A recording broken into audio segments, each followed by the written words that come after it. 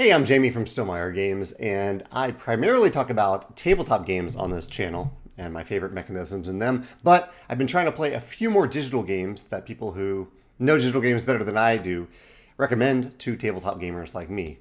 And one recent such game that I played is The Last Campfire. You can see my printer's not doing great, but you can see some images of what The Last Campfire looks like. It is a really beautiful game. The photos do not do it justice. It is. Check out some videos about how this game looks. You basically move around this world as a character, solving a combination of like very mild outer world puzzles. Little things like you'll see some branches in the way of something, and you'll see a fire someplace else, and you have to go to the fire and pick up a torch and then go over and burn the bramble away so you can get into a cave. Very light puzzles like that, but they're still satisfying. Combined with puzzles where you go into, there's some people in this world called the Forlorn. You go up to them, you try to talk to them, but they're forlorn because they have something that's going on in their head that you need to help figure out. And these are spatial puzzles. So you'll enter their mind and you'll try to solve a spatial puzzle. I am still working my way through many of those puzzles, but they are very satisfying to figure out when you do figure them out. Megan has figured out many more of these puzzles than I have at this point.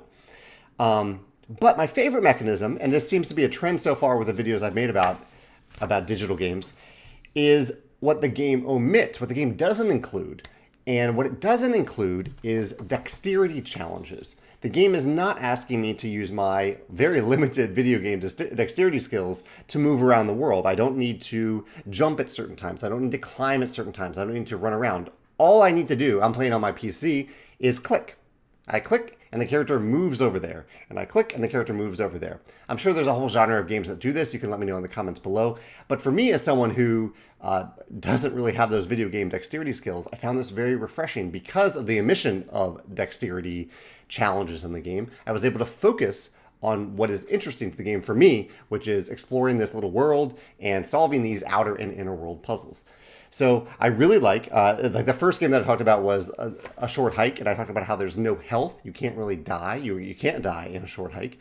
And in this game, it omitted that dexterity element that many video games have. So I thought that was really clever. The designer could have put that in there, made movement more difficult, made that part of the challenge, but instead they moved it and removed it, and by doing so, they let you focus on the other elements of the game. So yeah, the lack of dexterity-related movement in the game is my favorite mechanism in The Last Campfire. I'm sure the more I play, there will be specific puzzles I find that I really, really enjoy.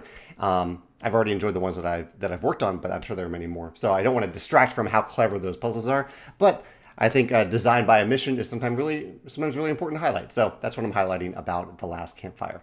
If you've played this game, let me know your thoughts in the comments.